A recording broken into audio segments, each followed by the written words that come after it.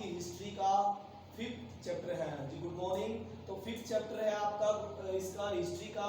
उस लेसन का नाम है when people rebel. When people rebel, ठीक है।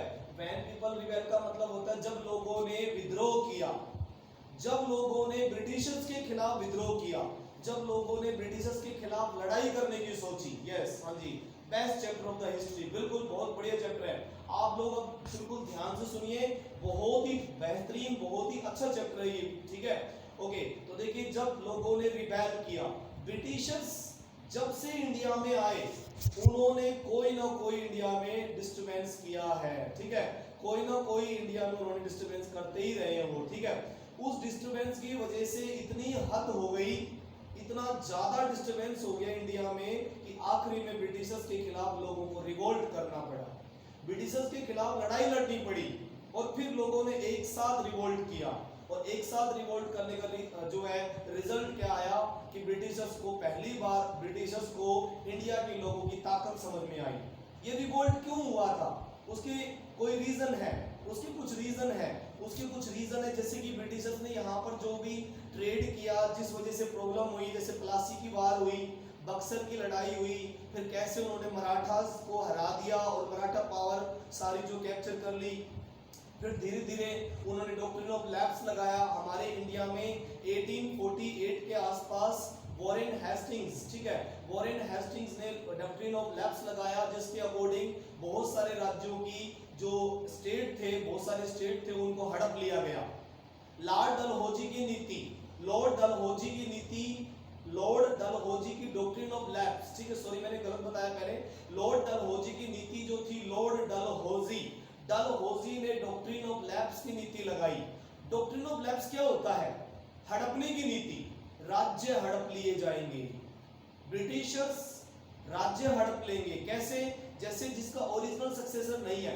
महारानी लक्ष्मीबाई जिनकी शादी राव गंगाधर राव से हुई थी, महारानी लक्ष्मीबाई जो झांसी की रानी थी, खूब लड़ी मर्दानी वो तो झांसी वाली रानी थी, बुंदेलों के मुंह से हमने सुनी कहानी थी, खूब लड़ी मर्दानी वो तो झांसी वाली रानी थी। ये कविता सुभद्रा कुमारी चौहान ने लिखी थी और रानी लक्ष्मीबाई के बारे में लिखी थी।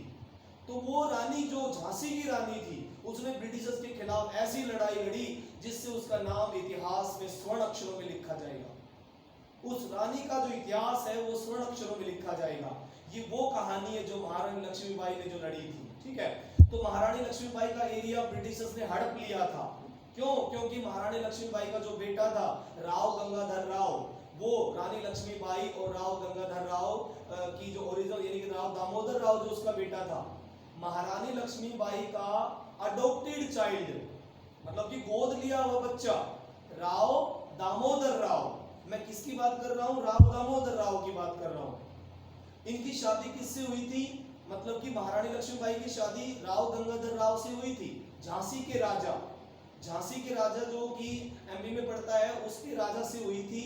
और उनको जो है राजा से उनकी जो संतान पैदा नहीं हुई तो उन्होंने एक बच्चे को गोद लिया था जिसका नाम था राव दामोदर राव।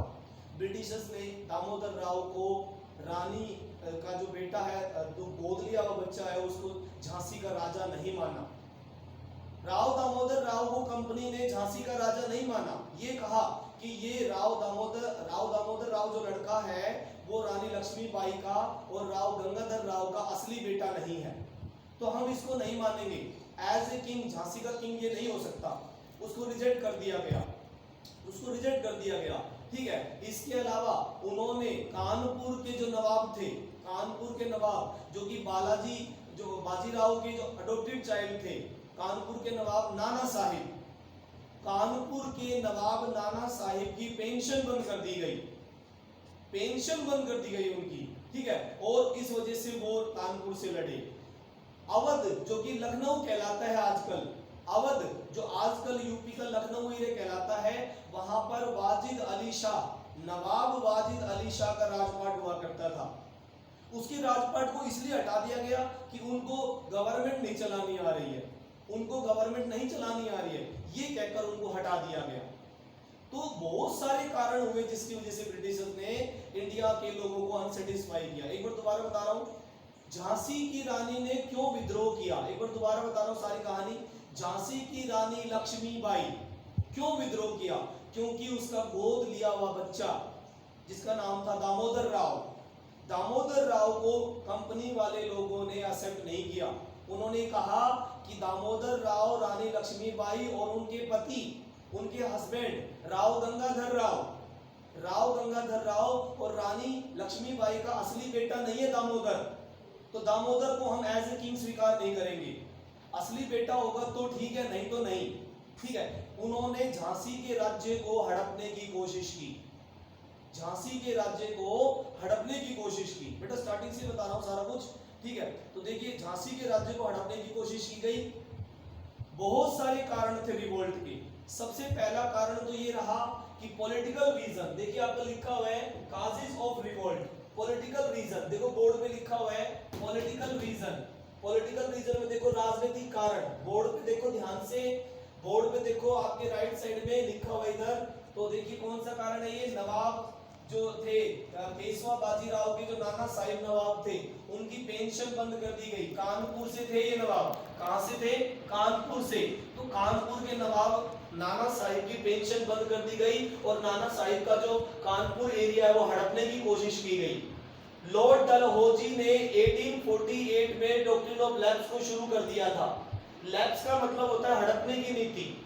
अलग अलग कारण बता के, अलग अलग रीजन देकर हड़पने की नीति को अलग अलग राज्यों पे लगाया गया, अलग अलग राज्यों पे उसे लगाया गया। ठीक है, ओके। जैसे कि नवाब जो कानपुर का एरिया था, जिसको नवाब क्या कहते हैं? नाना साहिब, नवाब नाना साहिब, उनकी पेंशन बंद कर दी गई। तो नवाब नाना साहिब जो थे वो नाराज हो गए ब्रिटिशर से और उन्होंने विद्रोह करा। उन्होंने फिर 1857 में विद्रोह किया। ब्रिटिशर्स ने लगातार 1848 में सतारा, संबलपुर, नागपुर, झांसी, अवध ये सारे एरिया कब्जाए थे। 1848 से लेकर 1856 तक, 1848 से 1856 तक 8 साल में, 8 ईयर में, दोबारा सुनो, 1848 से 1856 तक, ये सब दोबारा बता रहा हूं। देखो 1848 से लेकर 1848 से लेकर 1856 तक बहुत सारे राज्य डॉक्ट्रिन ऑफ लैप्स के थ्रू हड़प लिए गए थे। ब्रिटिशर्स भूखे थे, राज्यों के भूखे थे, क्योंकि जितने राज्य हड़पे जाएंगे उतना ही रेवेन्यू ज्यादा आएगा। जितने राज्य हड़प लिए जाएंगे, जितने राज्य अंग्रेजी राज्य में मिला दिए जाएंगे, उतना ही टैक्स ज्यादा आएगा और उतना ही ब्रिटिशर्स पैसे कमाएंगे। इसीलिए लॉर्ड डलहौजी ने 1848 में डॉक्ट्रिन ऑफ लैप्स, हड़पने की नीति, डॉक्ट्रिन का मतलब नीति होता है, यस, हाँ, ठीक है। तो इन्होंने पेंशन पे छोड़ दिया, क्योंकि जो रियल सक्सेसर नहीं था, जैसे जो मुगल जो बाद के सक्सेसर थे, मिलिंद ध्यान से सुनो, जो ठीक है, जो लास्ट के सक्सेसर थे, जो मुगल के बाद जो बचे हुए राजा थे, उन सभी को अंग्रेजों ने नवाब बना दिया। मुगलों के बचे हुए राजाओं को उन्होंने क्या बना दिया? नवाब बना दिया, और नवाब बनाकर उनको पेंशन पर भेज दिया। उन्होंने कहा कि अब तुम पेंशन पे जाओ, सारा टैक्स हम कलेक्ट करेंगे, अब तुम्हें कोई परेशानी नहीं है, तुम्हें कोई एडमिनिस्ट्रेशन नहीं करना, तुम्हें कोई राजपाट नहीं संभालना, तुम पेंशन पर जाओ, अपने मौज करो, अब सारा राज्य हम संभालेंगे। इस तरह से बहुत सारे लोगों को पेंशन पर भेज दिया गया था। जैसे लखनऊ के नवाब वाजिद अली शाह को भेज दिया गया था। इसके अलावा जो नाना साहिब जो कानपुर के थे, उनको पेंशन पर भेज दिया गया था कि अब राजपाट हम करेंगे, तुम मुगलों के जो लास्ट सक्सेसर हो। हाँ, ठीक है। जो डॉक्ट्रिन ऑफ लैप्स जो थी, डॉक्ट्रिन ऑफ लैप्स जो थी वो 1848 में शुरू हुई थी, ओके। और कब तक चली? 1856 तक चली। 1856 के बाद 1857 का रिवोल्ट हो गया। 8 साल चली थी, 8 ईयर तक, 1848 से 1856 तक। कौन कौन से राज्य हड़पे गए? सतारा, कौन सा? Satara area, Sambalpur area, Nagpur area, Satara, हाँ जी बिल्कुल यही है। 1848 से 1856 8 साल तक। पहले वाला सतारा, दूसरे वाला संबलपुर, सतारा संबलपुर, एस मतलब सोशल साइंस, एस मतलब सतारा और संबलपुर। तीसरा फिर कानपुर, सतारा संबलपुर कानपुर, 3 हो गए। उसके बाद में झांसी, अवध, झांसी, अवध हो गए और ग्वालियर, झांसी, अवध और ग्वालियर। सतारा, संबलपुर, कानपुर, तीन तो ये हो गए, सतारा, संबलपुर, कानपुर। फिर झांसी, अवध और ग्वालियर, झांसी, अवध और ग्वालियर। 6 राज्यों को हड़प लिया गया था 8 साल में, 8 ईयर में 6 राज्य हड़प लिए गए और धीरे धीरे पेंशन देनी बंद कर दी। देखो नाना साहिब की पेंशन बंद कर दी, जो कानपुर के थे, ये साहब कहां से, उनके पास पावर आ गई थी, ब्रिटिशर्स का राजपाट शुरू हो गया था। देखो पूरे भारत में ब्रिटिशर्स का राजपाट शुरू हो गया तो डॉक्ट्रिन ऑफ लैप्स आराम से लगा दी जाएगी। तो नाना साहिब की पेंशन बंद कर दी गई। नाना साहिब की पेंशन इसलिए बंद कर दी गई, उन्होंने ये कहा ब्रिटिशर्स ने कि नाना साहिब पेशवा बाजीराव के असली बेटे नहीं है, नाना साहिब पेशवा बाजीराव के अडॉप्टेड चाइल्ड है, असली बेटा नहीं है, इसलिए उसकी पेंशन बंद कर दी, जो कि कानपुर के नवाब थे। नाना साहिब की पेंशन इसलिए बंद कर दी गई क्योंकि ब्रिटिशर्स ने ये कहा कि पेशवा बाजीराव का असली लड़का नवाब नाना साहिब नहीं है, इसलिए पेंशन बंद कर दी गई। अवध को 1856 में, देखो लास्ट में अवध कब जाया गया था, 1856 में अवध कब जाया गया था, उसको जो कि आजकल लखनऊ कहलाता है, देखो बोर्ड पे लिखा हुआ है अवध यानी कि जिसको आजकल लखनऊ कहते हैं, उसको 1856 में कब्जा लिया गया। क्या कहा गया, मल एडमिनिस्ट्रेशन, मतलब कि सही प्रशासन करना नहीं आ रहा है। यस, हाँ दोनों को बिल्कुल वैसा ही सेम कंडीशन है, बिल्कुल यस, ठीक है। मल एडमिनिस्ट्रेशन, गलत प्रशासन। नवाब वाजिद अली शाह जो लखनऊ के नवाब हैं, ठीक है, लखनऊ के नवाब है वाजिद अली शाह, वो जो है वाजिद अली शाह, उनको प्रशासन करना नहीं आ रहा। और नवाब जो पेशवा जो बाजीराव बताया था वो मराठाओं के पेशवा थे, मराठा ग्रुप बताए थे ना मैंने आपको, मराठा ग्रुप कौन से, सिंधिया, होलकर, गायकवाड़, और जो है सिंधिया, होलकर, गायकवाड़, ये सारे पेशवा होते थे पहले, ये सारे ग्रुप पेशवा होते थे। तो ये नाना साहिब की बात हो रही थी। बाजीराव कौन था, एक पेशवा था, मराठाओं में पेशवा मतलब प्रधानमंत्री, हेड प्राइम मिनिस्टर, पेशवा मतलब प्रधानमंत्री, हेड प्राइम मिनिस्टर होता था। तो नाना साहब की बात कंप्लीट हो गई। अब अवध में आ जाओ। अवध मतलब मैं बता रहा हूं कि वाजिद अली शाह को ये कह के हटा दिया गया कि उसको प्रशासन करना नहीं आ रहा, जबकि लखनऊ के सारे लोग खुश थे। वाजिद अली शाह से लखनऊ के सारे लोग खुश थे। अंग्रेजों ने झूठ बोलकर झूठे एक नंबर के, अंग्रेज बहुत ज्यादा चीटर थे, झूठे थे, और वो किसी न किसी तरह से पूरे उत्तर भारत को अंग्रेजी राज्य में मिला देना चाहते थे, पूरे उत्तर भारत को अंग्रेजी राज्य में मिला देना चाहते थे, ठीक है। इसलिए उन्होंने वाजिद अली शाह पे क्या लगाया, मल एडमिनिस्ट्रेशन, कि उनको प्रशासन करना नहीं आ रहा है, ठीक है, उसको भी हटा दिया गया। और वहां पर कौन सी पॉलिसी लगाई गई, doctrine of lapse. Doctrine of lapse किसकी पॉलिसी थी, लॉर्ड डलहौजी की पॉलिसी से 1856 में कौन सा एरिया कब्जा लिया गया, अवध का एरिया कब्जा लिया गया। धीरे धीरे पूरा एरिया कब्जाएंगे, नॉर्थ इंडिया कब्जा लेंगे। अब झांसी की बारी आई। अभी मैंने झांसी बताया था, झांसी जो कि एमपी में एरिया पड़ता है, झांसी। रानी लक्ष्मीबाई जो कि किसकी पत्नी थी, राव गंगाधर राव। देखो मैंने लिखा है वाइफ ऑफ, रानी लक्ष्मीबाई जो कि राव गंगाधर राव की पत्नी थी, और उनका अडॉप्टेड चाइल्ड, उनका जो बच्चा था जिसका नाम था राव दामोदर राव। देखो लिखा हुआ है दामोदर राव, लिखा हुआ है। दामोदर राव को कंपनी ने एक्सेप्ट नहीं किया, नॉट एक्सेप्टेड बाय कंपनी।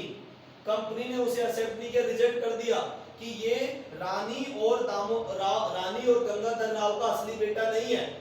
तो असली बेटा होगा तो राजपाट कर पाओगे, नहीं तो नहीं कर पाओगे।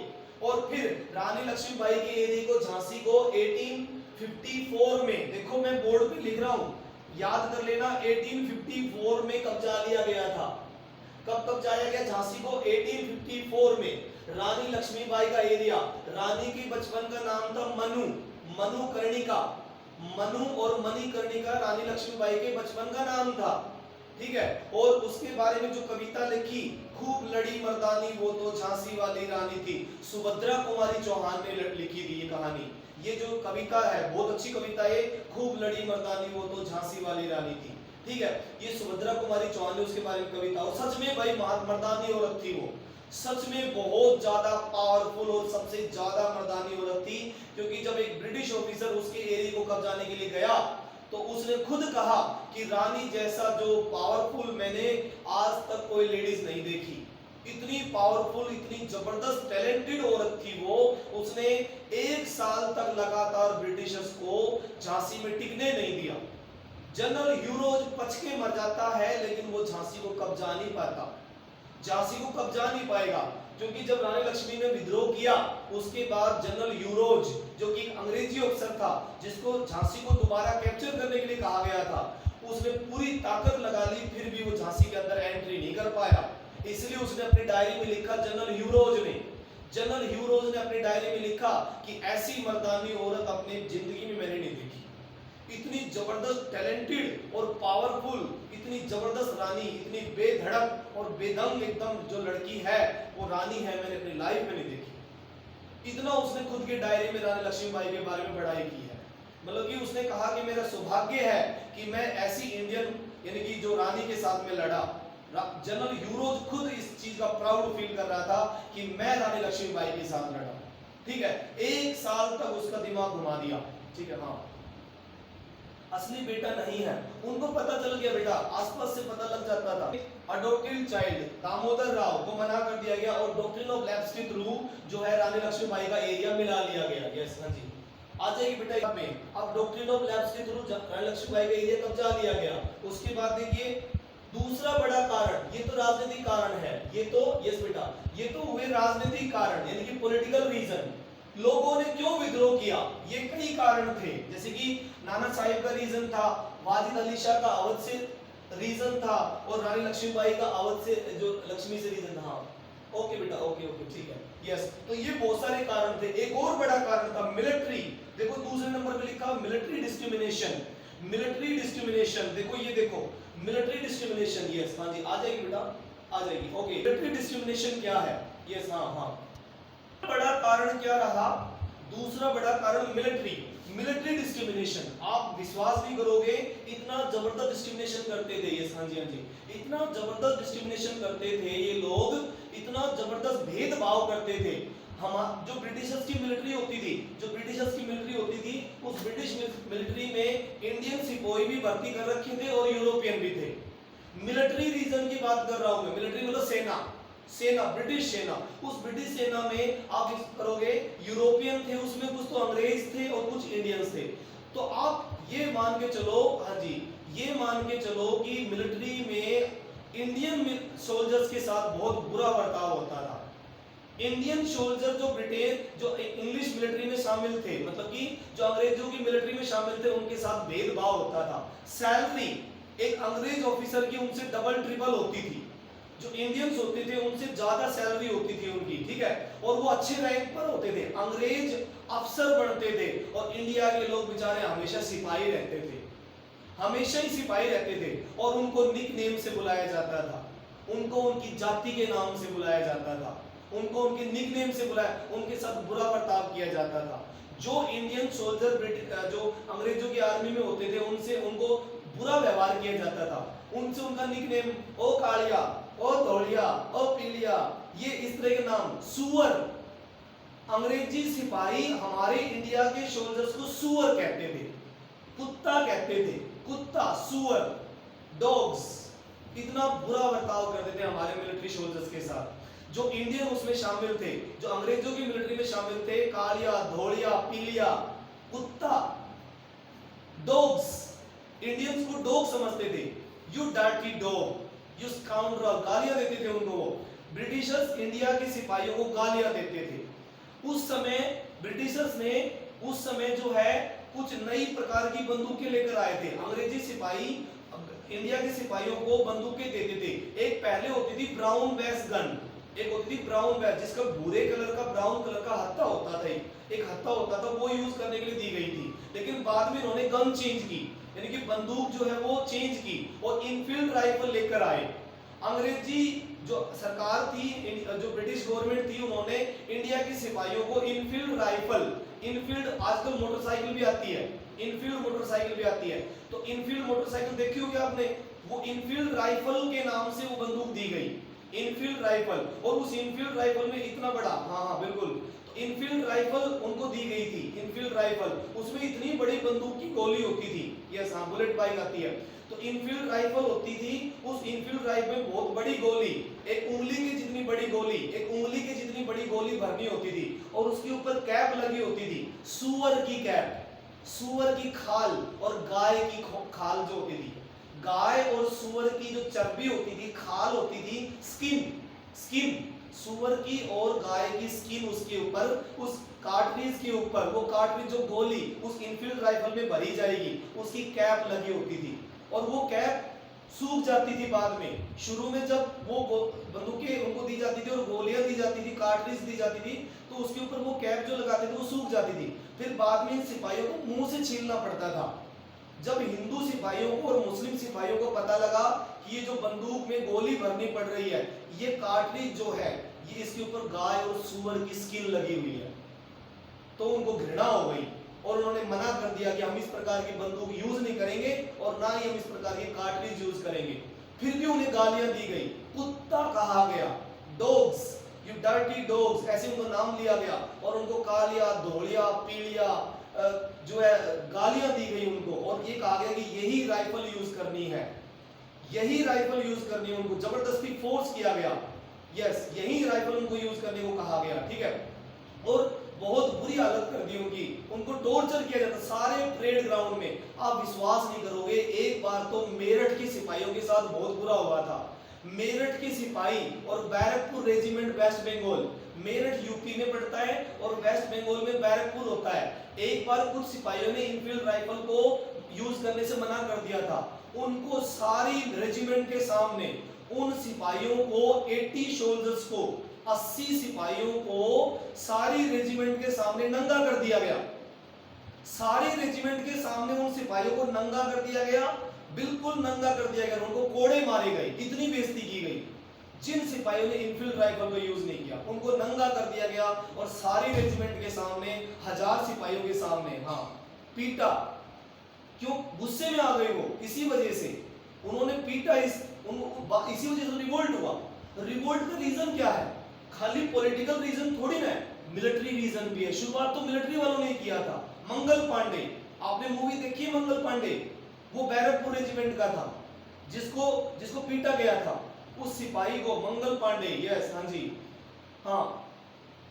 हाँ बिल्कुल, ठीक है। वो इतनी बुरी हालत करते थे। मंगल पांडे ने शुरुआत की बैरकपुर रेजिमेंट से, बैरकपुर रेजिमेंट से मंगल पांडे ने शुरुआत की, क्योंकि उसकी रेजिमेंट में इनफील्ड राइफल जब लाई गई तो उसने यूज करने से मना कर दिया।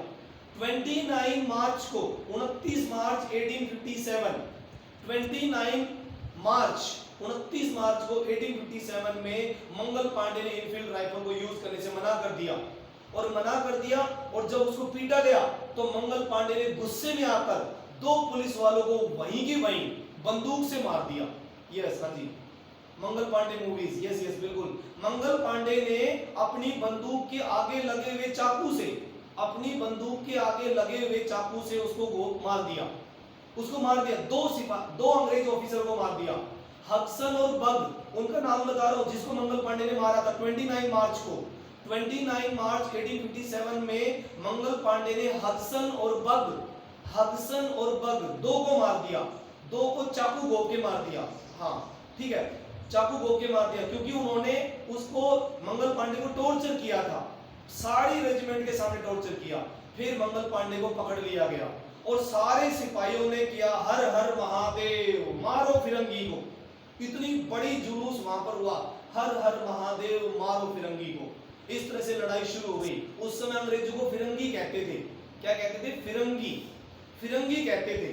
तो 29 मार्च के दिन मंगल पांडे ने हर हर महादेव, मारो फिरंगी को नारा दिया और लड़ाई शुरू कर दी।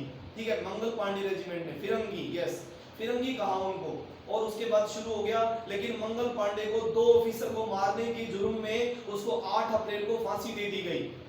8 अप्रैल को आप देखोगे 9-10 दिन के बाद, 9-10 दिन, 10 डेज के बाद, देखो 29 मार्च को उसने मारा उन 2 ऑफिसर को, और 8 अप्रैल, 8-10 दिन के बाद उसको फांसी दे दी गई। 8 अप्रैल 1857 को मंगल पांडे को फांसी दे दी गई। ठीक है, तो इस तरह से शुरुआत हुई। तो मिलिट्री कारण थे, एक और बड़ा कारण भी था, मिलिट्रीलिज्म में एक और कारण था। अंग्रेज लोग अपने सिपाहियों को तो लड़ने के लिए भेजते नहीं थे विदेशों में। जैसे बर्मा की लड़ाई में अंग्रेजों ने हमारे सिपाहियों को भेजा, हमारे सिपाहियों को भेजा। ठीक है बेटा, तो जब हमारे सिपाहियों को भेजा तो हमारे सिपाहियों ने नहीं 29 मार्च को हुआ था बेटा, यस 29 मार्च। तो मंगल पांडे, हाँ, उसके पास बम नहीं था, उसके पास फिलहाल जो बंदूक थी उसी से उसको चाकू से घोंके मार दिया।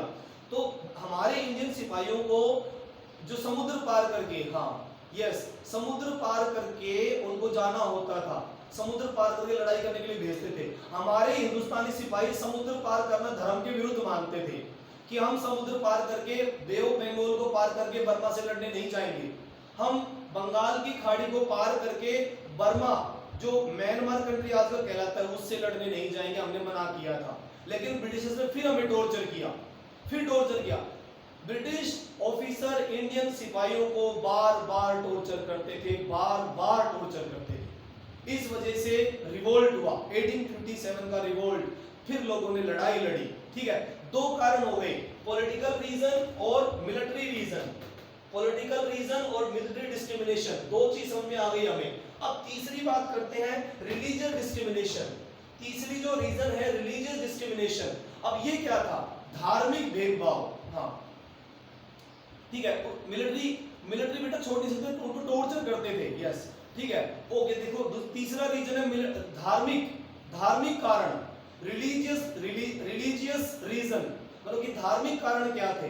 ब्रिटिशर्स ने हमारे धर्म में बहुत सारे बदलाव किए। आपको याद होगा 1829 में उन्होंने सती प्रथा को बैन कर दिया। 1829 में लॉर्ड विलियम बेंटिक ने भारत से सती प्रथा को खत्म कर दिया, जो कि हिंदुओं के रीति रिवाज होते थे। जब किसी लड़की का हस्बैंड मर जाता था तो मरे हुए हस्बैंड के साथ ही उस जिंदा लड़की को जलाया जाता था। मरे हुए हस्बैंड के साथ उस लड़की को, जिसकी उम्र थोड़ी है, मान लीजिए 20-25 साल या 30 साल की वो लड़की है, उसको उसके हस्बैंड के साथ जिंदा ही जला दिया जाएगा। इसको सती कहते थे, जो भारतीय धर्म में होता था। लेकिन लॉर्ड विलियम बेंटिक ने उसे बंद कर दिया। ये कहा कि इस प्रकार की प्रथा समाज में सबसे गलत है और ऐसे जिंदा किसी लड़की को जलाया जाना नहीं चाहिए, जिंदा किसी लड़की को जलाना गलत है। और उसने हिंदू धर्म से सती प्रथा को खत्म करा दिया 1829 में। अच्छा तो किया, ये माना कि अच्छा किया, लेकिन उस समय जो हिंदू पंडित थे वो भड़क गए, उन्होंने कहा कि ब्रिटिशर्स हमारे धर्म को खत्म कर रहे हैं। ठीक है, ये सही है, मान लिया, लेकिन उस समय के जो हिंदू पंडित थे वो भड़क गए थे। हिंदू पंडितों ने ये स्वीकार नहीं किया, उन्होंने कहा कि हमारा धर्म भ्रष्ट कर रहे हैं, ब्रिटिशर्स तो हमारा धर्म भ्रष्ट करने की कसम खा के आए हैं। और उसके बाद 1850 में, ये तो 1829 की बात थी, सती प्रथा को बैन किया गया। ठीक है, लेकिन 1850 में उन्होंने विधवाओं का दोबारा विवाह करवाना शुरू कर दिया, विडो रीमैरिज। 1850 विडो रीमैरिज करना शुरू किया, विधवाओं का पुनर्विवाह करवाया जा रहा है, जो कि हिंदू रीति रिवाज के अनुसार गलत है बिल्कुल। वैसे काम तो सही था, लेकिन हिंदू पंडित इस चीज को कतई स्वीकार नहीं करेंगे। उन्होंने कहा कि भाई ऐसे नहीं होगा, ठीक है, ऐसे विधवाओं का आप दोबारा विवाह नहीं करा सकते, विडो रीमैरिज नहीं हो सकती हमारे धर्म में।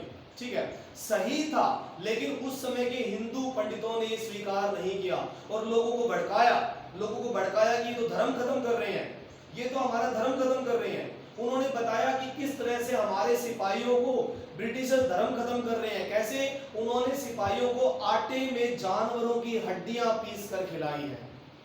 हिंदू पंडित, हाँ, हिंदू पंडितों ने ये लोगों को बात बताई, कि कैसे हमारे सिपाहियों का, जो कि ब्रिटेन की आर्मी में है, यानी कि हमारी जो ब्रिटिश आर्मी में हमारे सिपाही है, उनको आटे में हड्डियां पीस कर मिलाई जा रही है और उन सिपाहियों को वो आटा खिलाया जा रहा है जिसके अंदर हड्डियां पीसी हुई है, जानवरों की हड्डियां पीसकर, ताकि हमारा धर्म भ्रष्ट हो जाए।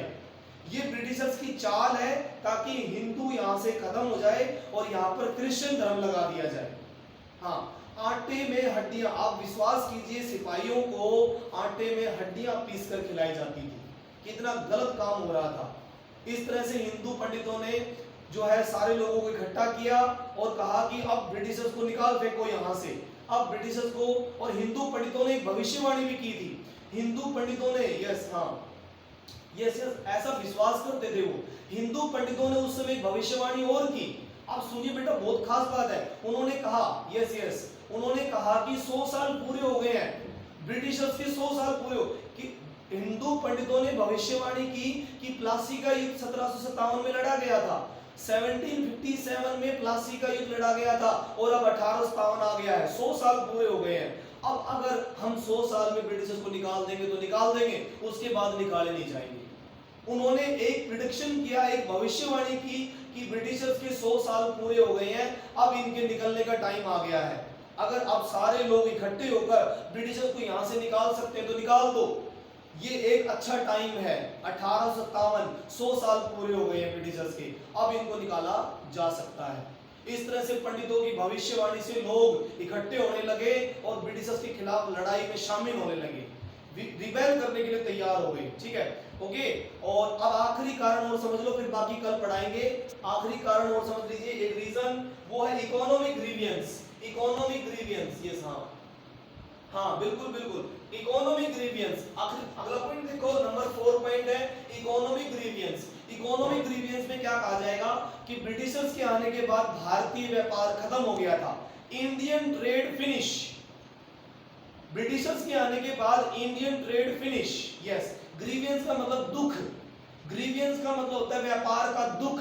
दुख मतलब दुख, सोरो, दुख, जो दुख था यानी कि इकोनॉमिक दुख था। हमारे भारतीय जितने भी लोग थे, इंडियन पीपल, उनका देसी ट्रेड खत्म, जो देसी व्यापार होता था वो खत्म कर दिया गया पूरी तरह से। ठीक है, इकोनॉमिक ग्रीवियंस का मतलब है कि पूरी तरह से उनका जो देसी व्यापार था ब्रिटिशर्स के आने से खत्म हो गया। इंडियन ट्रेडर जो होते थे, भारतीय व्यापारी, उनका व्यापार खत्म होता जा रहा था। और बंगाल प्रेसिडेंसी, यस हाँ बिल्कुल बिल्कुल, उनको बिल्कुल दिखता था, बिल्कुल ये चीज दिखती थी। भारतीय व्यापार बंगाल प्रेसिडेंसी, बॉम्बे प्रेसिडेंसी और मद्रास प्रेसिडेंसी बनने के बाद भारतीय व्यापार खत्म हो गया था। सूरत का मार्केट कितना अच्छा, बिल्कुल, क्योंकि वो नया मार्केट बनाना चाहते थे। वो पुराने मार्केट की बजाय पोर्ट का बाजार, यानी कि जो पोर्ट एरिया पे होगा, यस, मतलब कि पोर्ट एरिया, बॉम्बे पोर्ट है वहां पे वो बाजार बनाना चाहते थे। कलकत्ता पोर्ट है, पोर्ट पे बाजार बनाना चाहते थे। मद्रास पोर्ट है तो पोर्ट का बाजार बनाना चाहते थे। पूरा व्यापार उन्होंने खत्म कर दिया। ठीक है, तो कल हम चैप्टर पढ़ेंगे